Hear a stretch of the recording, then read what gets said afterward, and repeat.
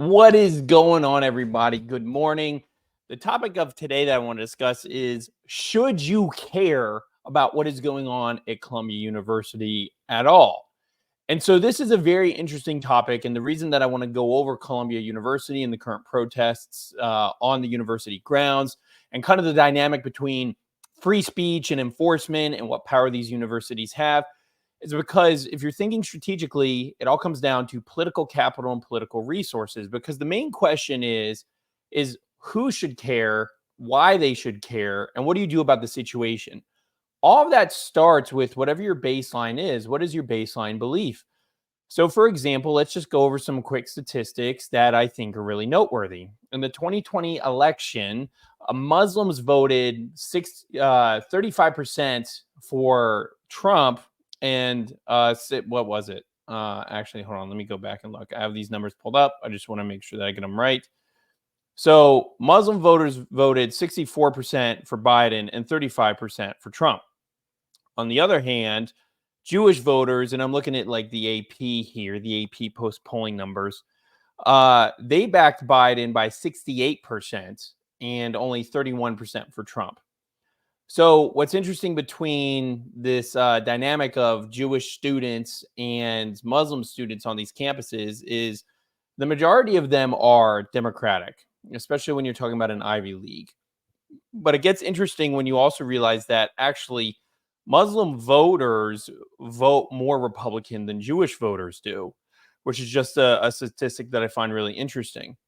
So keep those statistics in the back of your mind as I'm kind of going through this topic, because here's the important thing is one, if you're a Republican and you're a Republican politician, or specifically if you're in the Trump campaign, what are you going to do? What are you going to advocate for? Because essentially what's going on is you have Democratic voters who are Muslim or Palestinian, Arabic, who are upset about Biden's policy with Israel. And we've talked about that in my previous videos about Biden's strategy around Israel, but the anger that they have is boiling over to the point where they're doing radical things on these college campuses. So much so that if things continue, especially in the Middle East, it's very possible that a lot of these students just simply aren't going to vote for Biden. Now, this is always a touchy subject because the question always remains is, no matter how pissed they are at Biden, are they still going to just not vote for him? Like, how much more do they hate Trump? Do they hate Biden? And that's something that we're just going to have to see, I guess, in the voting patterns.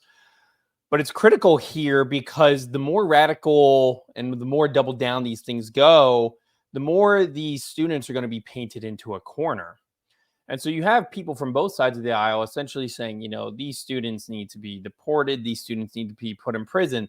These students should never be allowed to have a job again. Some pretty radical things for students trying to use their First Amendment right for free speech, right? And of course, there's all kinds of guidelines around, what is free speech? Is it a peaceful protest? What exactly are they doing? I mean, I saw that they've now commandeered a building. Should that be allowed? But the key is that these people are so ticked off at the current regime that they voted for most likely in 2020, which is probably why they're also so mad and so driven, that they may not vote again for that same person in 2024.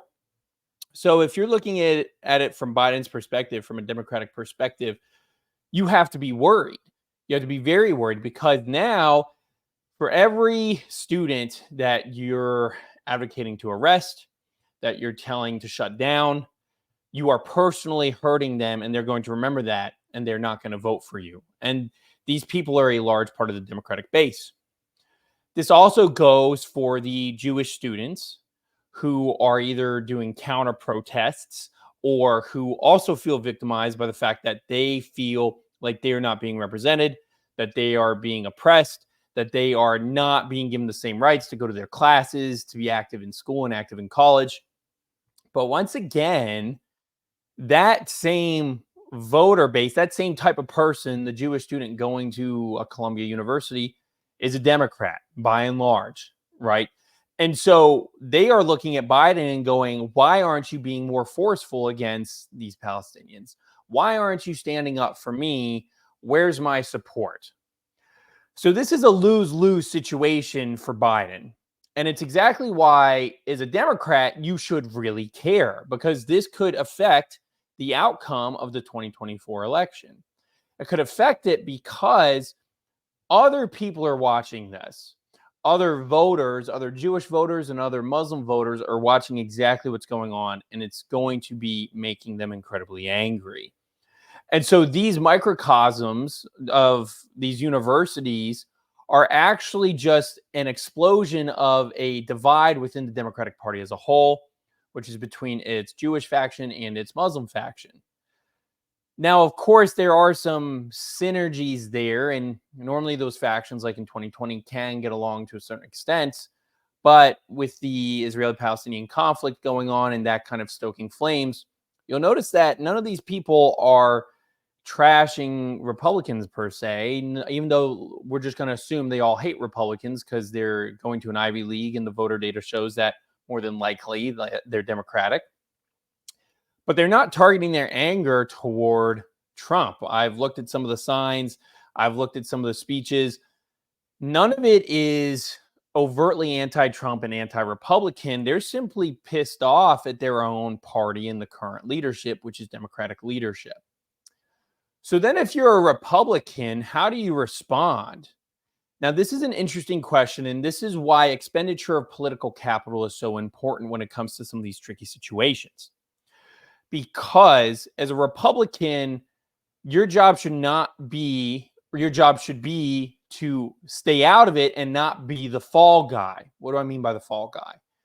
If Republicans come in and are too aggressive against these Palestinian students, or even lackluster against their support of these Jewish students, if they come in into this scenario, which really has nothing to do with them because all the people arguing have a base layer of disliking Republicans, they only open up the opportunity to be a scapegoat for Biden and the Democrats, which is exactly what the Democrats would want. If I was a Democrat in this situation, that's exactly what I would want. Just how if I was a Republican in this situation, I would want to not be involved in any way, shape, or form, because you can see how Republicans coming in, like Speaker Johnson did, and essentially saying we need to do something, we need to establish, watchers on these college campuses to spot people who are being anti-Semitic. We need to, deport these people, using like this really aggressive language against these students. They are unnecessarily making themselves a bad guy in a situation that they really don't need to do anything about. The donor class of these universities aren't supporting the Republican Party. The people who go to these universities aren't supporting the Republican Party. The majority of the Jewish voter base isn't supporting the Republican Party, and the majority of the Muslim voter base isn't supporting the Republican Party. So why would you put your neck out? Why would you make yourself a bad guy when actually there's a possibility to gain votes with one of those factions? But you don't want to be put as the enemy, and you want to gain votes strategically. And so for Republicans, you actually don't need to do much to gain votes. You just need to sit back and watch and look for the right opportunity. But the right opportunity hasn't presented itself yet. And by and large, you can see what Trump's been doing in some of his language, because essentially he hasn't outright said, Israel's in the right. And he also hasn't outright said that Palestine's in the wrong. He simply said that Israel's losing the marketing war, and he's called Hamas smart for their ability to do their marketing, which I think there's a lot of truth in those statements. But he's not outright saying Israel has a right to do this or Hamas has a right to do this. He's trying to kind of look at it from a marketing perspective and kind of say, hey, this is what I'm seeing. This isn't good for you guys. So when you're taking this all into consideration, you have to understand that a lot of these situations can be used appropriately by the other side if you know how to do it. And Republicans are incredibly bad at doing that normally. Probably what Republicans are going to do is they're probably going to go too aggressive against these protesters, which the Republican base really in this situation doesn't really care because it's not affecting them personally, right? When you have protests on the street, the voter base will probably love seeing protesters being picked off the street because they're blocking a bridge, because that's hurting day-to-day lives of, people going to work. But if it's at a university and it's contained, it's a university that, in fact, that most Republicans despise. What do you have to lose? Why try to help out either side? You don't need to yet.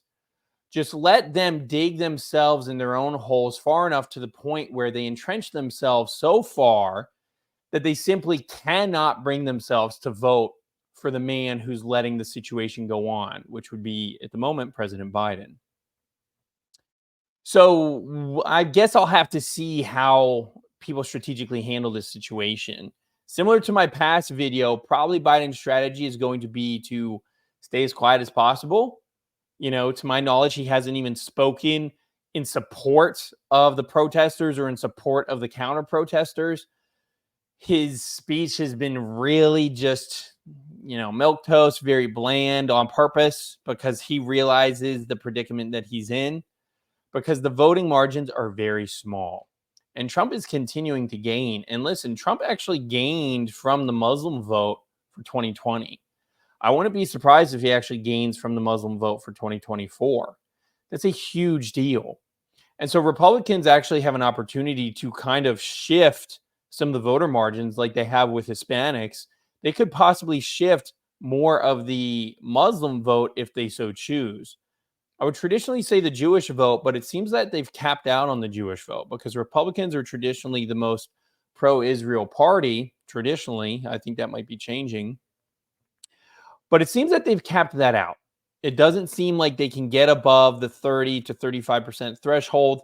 And so when you're thinking about it from that perspective, your only option is to, well, who's the voter base that I've noticed I can expand in? And that might be Muslims, which is very interesting and a far cry away from the Trump of 2015 and 2016, when obviously a lot of Muslims were scared of the Muslim ban and a lot of Trump's rhetoric, and rightfully so. But now things are different. It's incredible what just 4 years and then another 8 years can do to the American electorate and to the American populace. And those shifts and those trade winds are important to understand in order to read the moment. And the winner of these elections are those who can best capitalize not only on the misfortune of the person currently undergoing turmoil, but also knowing the person who can read where voter sentiment is going. Not where it is today, but where it'll be 6 months from now. And right now, 6 months from now, it is not looking good for the Biden administration. And so if Republicans are smart, all they will do is simply step back and let the Democratic Party and the Democratic voter base just hurt themselves.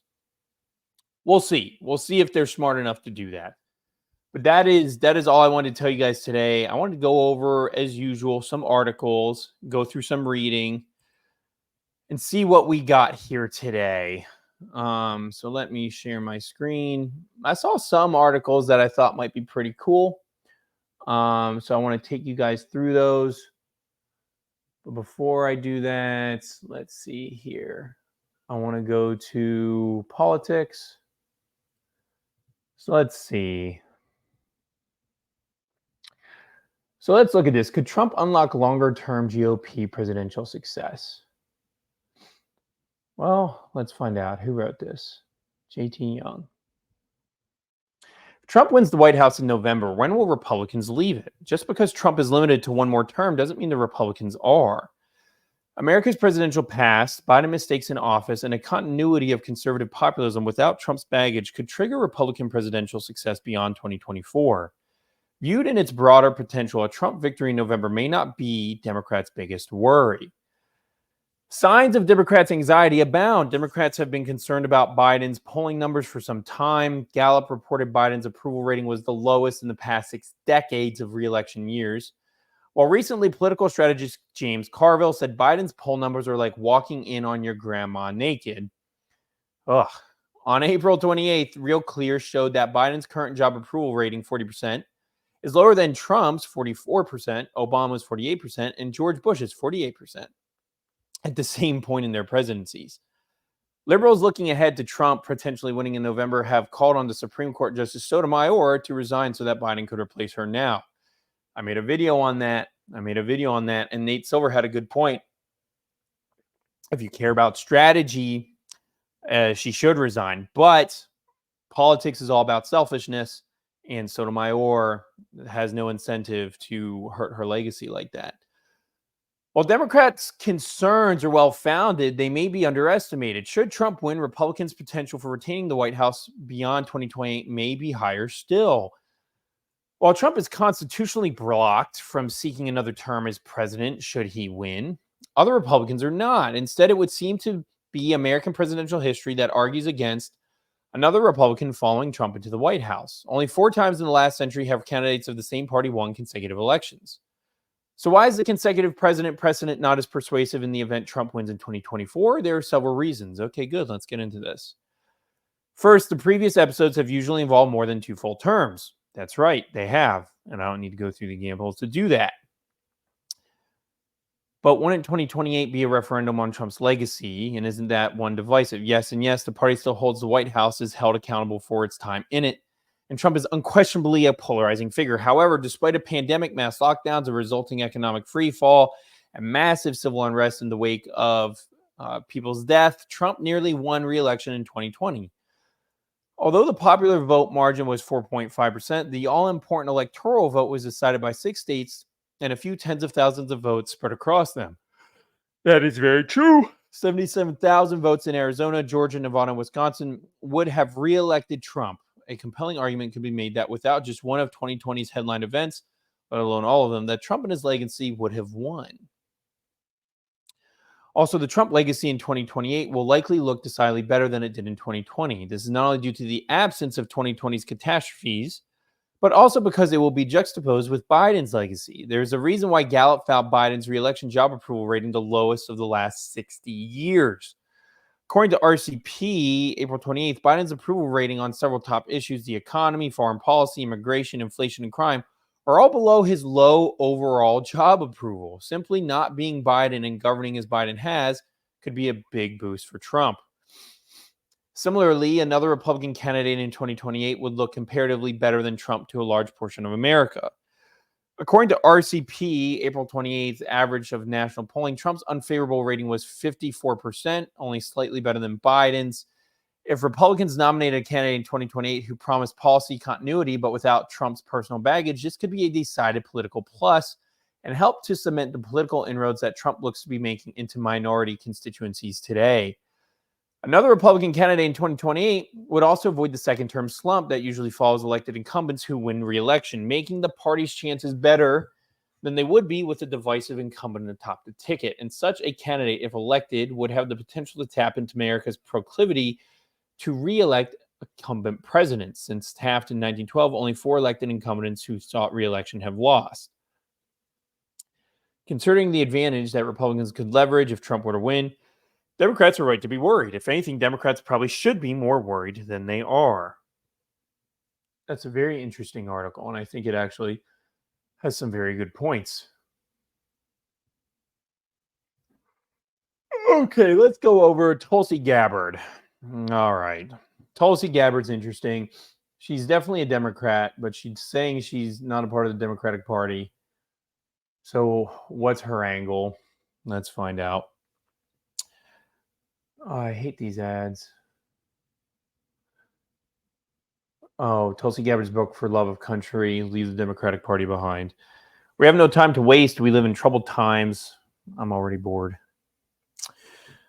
I joined the Democratic Party in Hawaii in 2002 because I saw a party that at the time appeared to be the party of the people. That's a lie.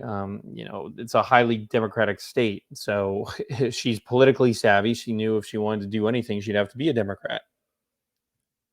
A party that valued free speech, welcoming all corners into a big tent where the sharing of diverse opinions and views on issues was encouraged. The party I joined over 20 years ago no longer exists. Problem is, Democrats don't really listen to Tulsi.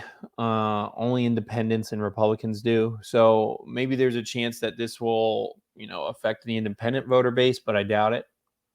We'll see. I left the Democratic Party and became an independent for the sake of our country, peace, freedom, and our hope for a prosperous future. I urge you to do the same.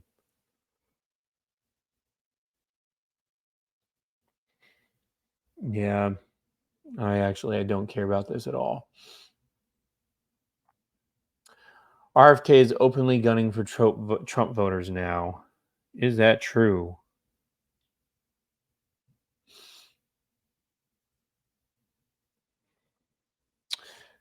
Okay, so the cover up blares the subject line of a recent presidential campaign email. Inside, it's an all impenetrable conspiracy theory language that reads more like an anon post than a normal political fundraiser. Why wasn't Fauci charged with a crime? Blah blah blah. But curiously, this email did not come from Trump or Lake or any other figures associated with the ethics free world of MAGA campaigning.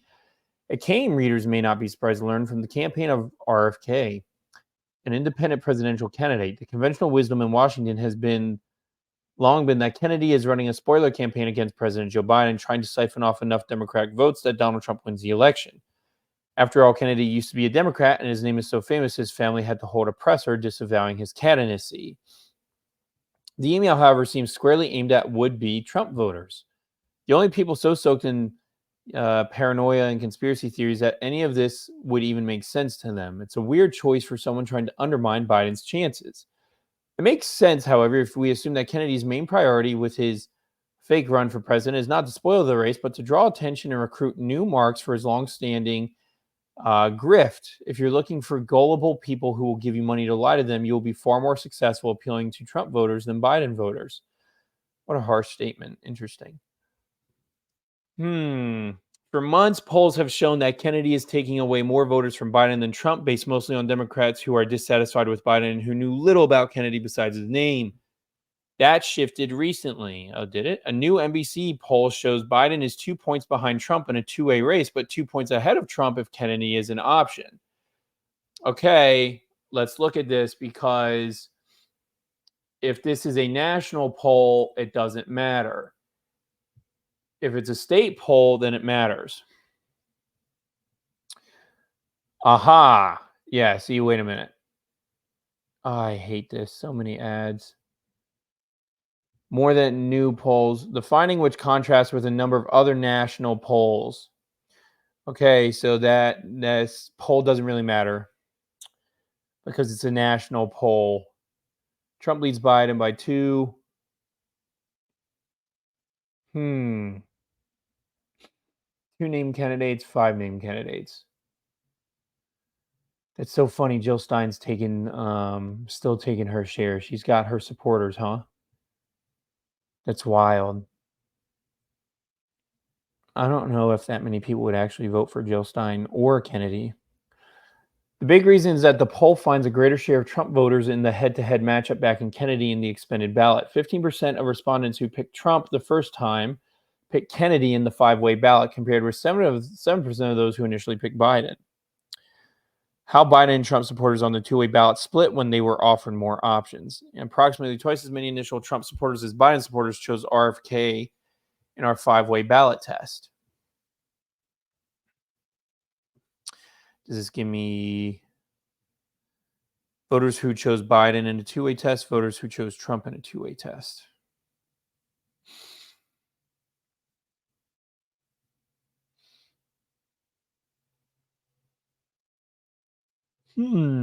Okay. Interesting. Sorry, guys. I don't know why I'm yawning so much. I didn't wake up any later than I normally wake up.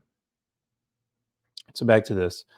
Hoping he would be a spoiler to benefit Trump, wealthy Republicans have been donating heavily to Kennedy, making them his main source of funding. It's not unreasonable to believe, therefore, that he's in the race to hurt Biden, but the likelier possibility is that Kennedy is in this as an old-fashioned grift and cares less about the outcome of the race than getting attention and making money. Very possible. Very possible. But, if he did it, he sacrificed his whole network and his family to do so. Not easy things to give up and sacrifice. Some crucial context that is that Kennedy is the head of the anti-group that notoriously peddled disinfo during to great profit. As the Washington Post reported, Kennedy's group received $23 million in contributions, grants, and other revenue in 2022 alone, 8 times what it collected the year before everything got started. Woo! I don't know why I keep yawning, guys. I got plenty of sleep. Maybe I didn't. I don't know. Kennedy's salary from running the organization doubled due to this windfall, from almost a quarter million to over half a million. With the pandemic functionally over, so are the vast majority of mandates. This is the bad news for organizations who depended on the hysteria over mandatory medical procedures to raise money. Interesting.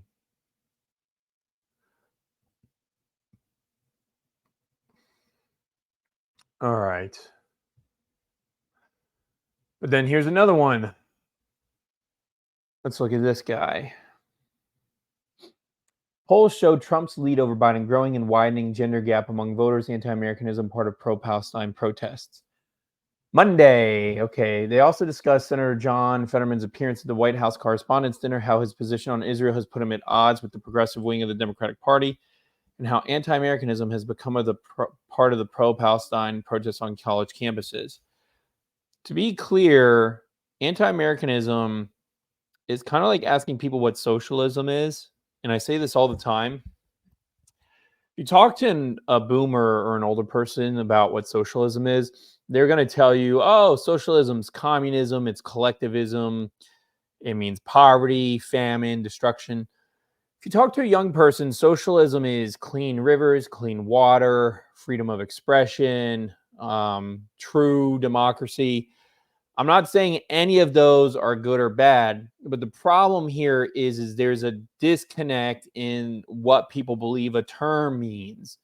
And so when we're looking at anti-Americanism and these protesters, like, yeah, probably actually a lot of them hate America, but that doesn't mean that they're like uh trying to like destroy the country, right? Normally they either want power, they're dissatisfied with the way the country's going.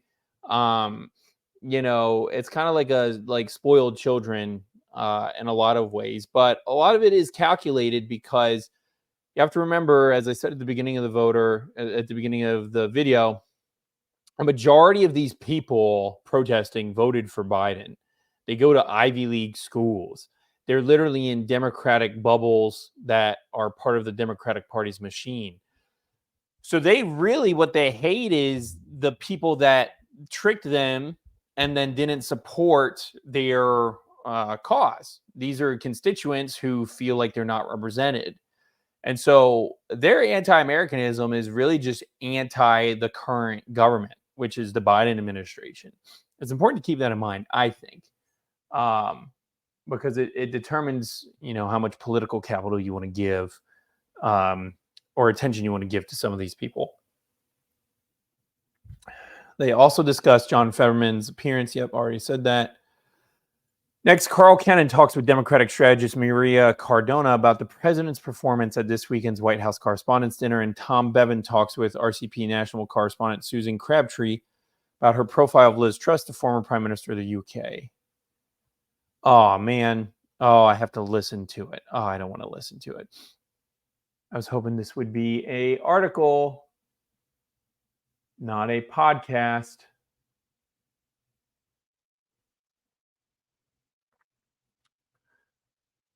All right. See, isn't this funny? Like, is Biden really focused on climate change right now? That should not be his focus, even strategically. He's going to try. Man, I wonder who his advisors are. Maybe it's smart. Let me not just. Maybe it's smart, but that doesn't make sense to me. Why you would focus on climate change right now, especially with what's going on in Pennsylvania. America's losing tomorrow's war in the Indo-Pacific, the short-sighted U.S., Japan, South Korea military pact.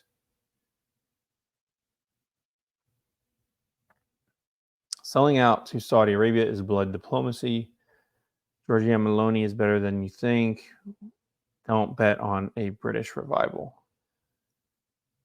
Okay, let's check in on this because this has to do with these protests. So this is a good.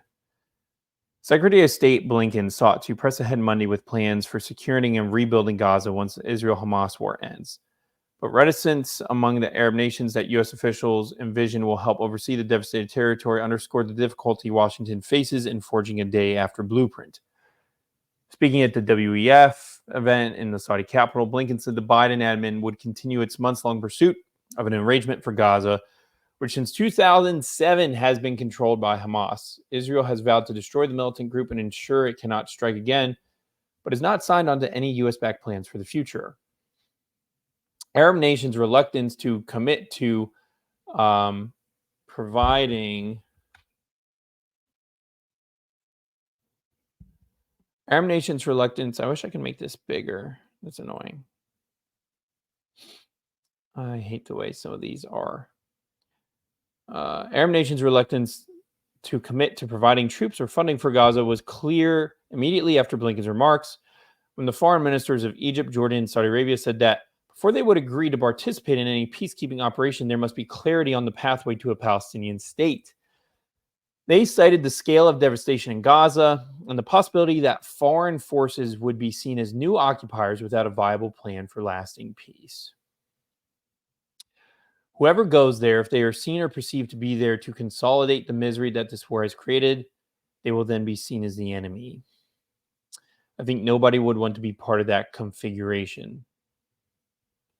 It makes it more tenable practically, because that means that whoever does go in, whether it's an international force mandated by the UN, whether it's a mixed force of some countries that are willing, whatever that force is, will have the credibility to engage on the ground. Shortly after Israel launched its campaign against Hamas, the Biden administration set out to establish a plan for providing security and governance in post-war Gaza. U.S. officials have suggested that a revamped Palestinian Authority, the body that now governs part of the West Bank, might take over. Yeah, this all looks like it's just theater. Blinken said that solving governance in Gaza would require ensuring that Palestinians have their legitimate aspirations met for a state of their own. But he portrayed the challenge hopefully. I think many of these things are achievable, but we will still have a lot of work to do. I mean, imagine being Palestinian and reading this, right? Because you've been hearing this your whole life. So it's like beating a dead horse, right? Blinken's stop in Riyadh came ahead of a scheduled visit to Jordan and Israel, where he will focus on increasing humanitarian aid to needy civilians in Gaza. Part of Blinken's plan probably is just to buy as much time. I mean, I think the Biden administration and actually the Trump administration, I think no matter who wins the American election, neither administration is a big fan of Netanyahu, funny enough. The Dark Horse Alliance taking on China. Yeah, who's this? Geez, this guy again. I almost just don't want to read this just because I hate this format that they're making me read in. So let's do Don't Bet on a British Revival. This one's on us. Yeah, thanks.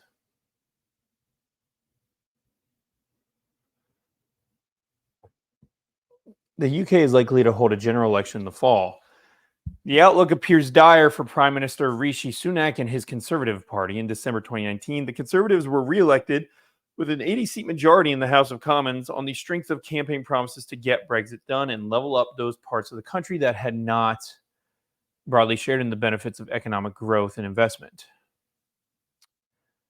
When the election comes, the Labour opposition leader Keir Starmer is expected to cruise to an easy victory. Tory fatigue is widespread, which is perhaps unsurprising after 14 years of often chaotic Conservative rule, in which 5 prime ministers, Cameron, May, Boris Johnson, Truss, and Sunak, have served in quick succession. In Scotland, Labour's prospects have been enhanced by the Scottish Nationalist Party's fall from grace, caused in large part by its mishandling of transgender and free speech issues.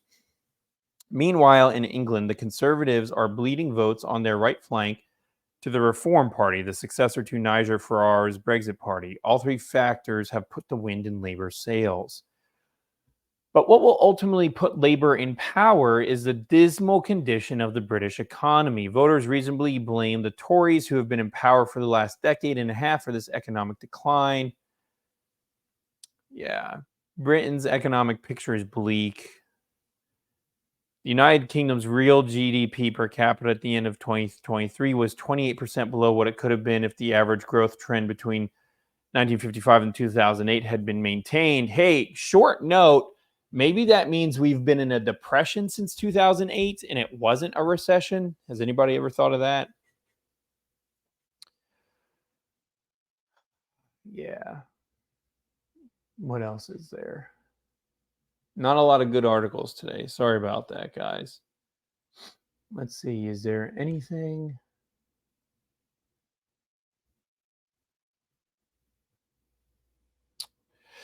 Donald Trump's economic advisors at odds. Tell Salome to go away and never come back. Why billionaire investors blush about fun. Bird notes playing those both for. Let's see. So a lot of people have been talking about Japan and their dollar. I really love Alhambra Investments. You know, I liked them a lot better when Jeffrey Schneider was there. He's one of my favorite people to watch and listen to. Now he's got his own channel, Euro Dollar University. Shout out to Jeff. Really, if you guys can understand it, you should go watch it. Even if you can't understand it, you'll learn a lot. Shinzo Abe was elected to a second term as Japanese prime minister in 2012 and launched his 3 hours plan to revive the Japanese economy. The 3 hours were ultra loose monetary policy, fiscal policy, increased government spending, structural reforms at the corporate level. The second arrow, fiscal policy, has not had much of an impact beyond increasing the government debt to GDP ratio. The third arrow of structural reform at the corporate level has been, in my opinion, the most successful of the three arrows. For the first time in decades, corporate Japan is focusing more on profits and return on equity than just increasing market share. I don't know, that's a good thing. But what I want to talk about today is the first arrow, currency devaluation. The yen actually started to weaken in the run up to Abe's election in 2012. The yen was around 78 yen per dollar in August of 2012 and fell to almost 124 per dollar by the summer of 2015. A weakening yen is more yen per dollar. So the yen is strengthening when the line is falling and weakening when it's rising. Right. So boom, it starts weakening again to pre-recession levels. The aim of the devaluation was to escape deflation, which had persisted since at least the turn of the century from 2000 to 2012. The Japanese inflation rates averaged negative 28. The assumption deflation being bad. The yen was likely overdue in 2000 at 102 when the PPP, purchasing power parity, was around 150. An overvaluation of nearly 50%. By 2012, the yen was 76 and purchasing power parity was about 104. So the overvaluation wasn't as bad, but still substantial. Although there are other causes, the strong yen was at least part of the reason for the deflation of the decade, and weakening it surely seemed a simple solution to a complex problem. After the Abe reforms were launched, the yen did depreciate as mentioned above to around 124 in 2015 with PPP at 103.5. The yen was now undervalued. That overshoot was corrected fairly quickly from 2016 to 2020. The yen traded right around its PPP. It was probably fairly valued. The yen started to weaken in 2021 as the BOJ, Bank of Japan, ramped up yen printing again to help the economy recover from the shock. They weren't as obvious this time about wanting a weaker yen, but their policy certainly got that result. Did the devaluation work to relieve the deflation? Yes, that's the whole reason we're here. Well, yes and no. Of course. Inflation did spike higher after the initial devaluation, rising to an annualized 3.4% by April of 2014. But by the end of 2015, inflation was back down to 0.2%, and the average from 2012 to 2015 was a mere 1.3. Still, it wasn't deflation, so by that measure, mission accomplished. But as the yen rose again and stabilized from 2016 to 2020, inflation once again fluctuated around zero, averaging just 0.3% during those years. After the yen started to devalue again in 2021, inflation rose, reaching 4.3% in January of 2023. How much of this was due to the weaker yen and how much due to simply supply chain issues in the Ukraine war is hard to say. The latest inflation reading was 2.7%. The problem is that now the yen is undervalued again. There are no free lunches in global economic policy, so if the Bank of Japan won't raise rates, the market will sell yen until they do, or it reaches a level that is attractive enough for outside investors to take the risk of further devaluation. Has currency devaluation worked? I suppose that depends on how you define success. If the goal was merely to get more inflation, then devaluing the yen was a qualified success.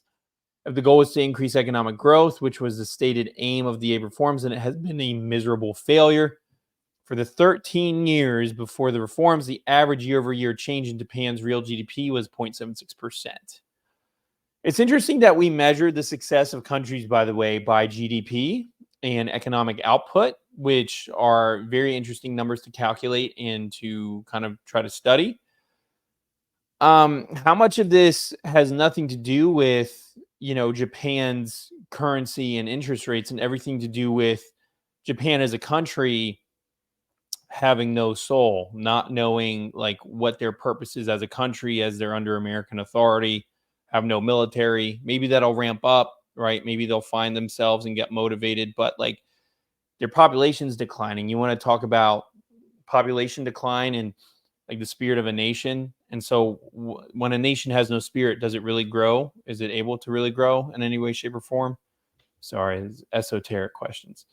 Okay, if you stop measuring before like the average to the end of 2019 was 0.9%, which is somewhat better. The average from 2022 to today is 1.4%. The performance is the post world is a little bit better. But the picture is considerably different if you convert GDP to dollars. In current dollars, Japanese GDP was 6.3 trillion, and in 2023 it was 4.3 trillion.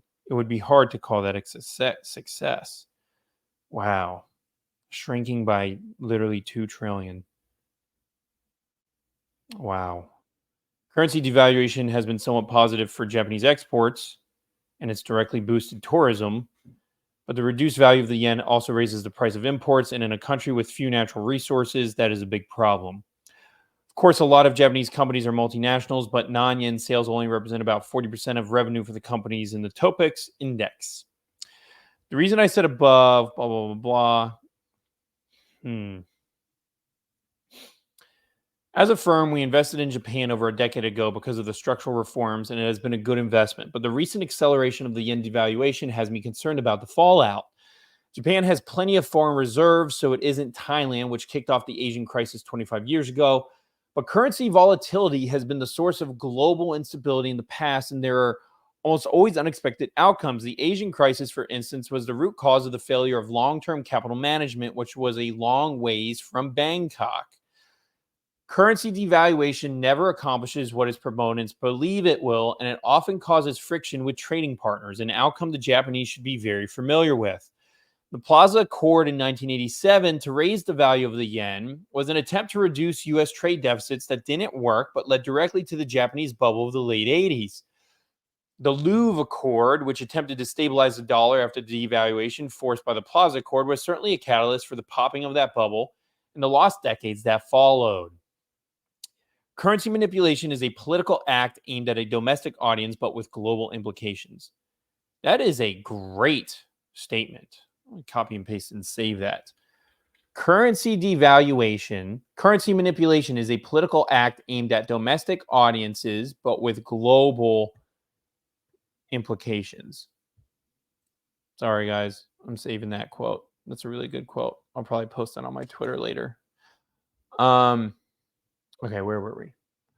Two recent articles about the economic policies of a potential future second Trump admin highlight the risks. Some of his advisors, including the trade representative in his first term, Robert Lighthizer, are openly advocating for a devaluation of the dollar due to what they see as unfair trade competition from cheap yen and yuan.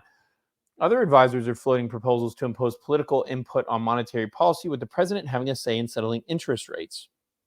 Ooh, you want to talk about changing the way our government works? Trade tariffs haven't worked because they are the economic equivalent of an own goal.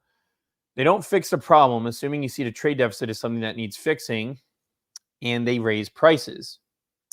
That statement is not entirely true, and we know that actually They lead to corruption, crony capitalism, as domestic concerns seek exemptions from tariffs and are fairly easy for foreign producers to evade. China is doing so right now.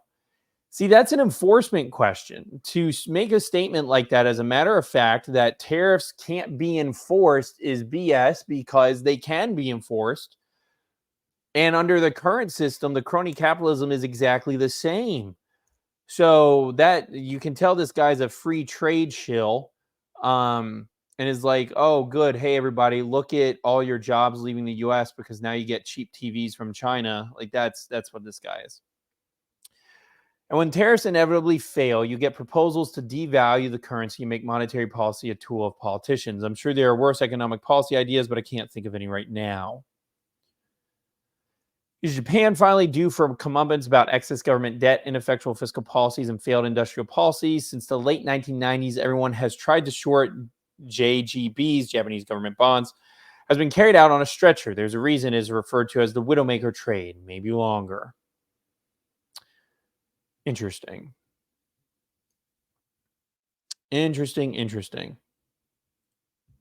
All right, guys. Well, that's all I got for you today. I'll probably be back probably later in the week.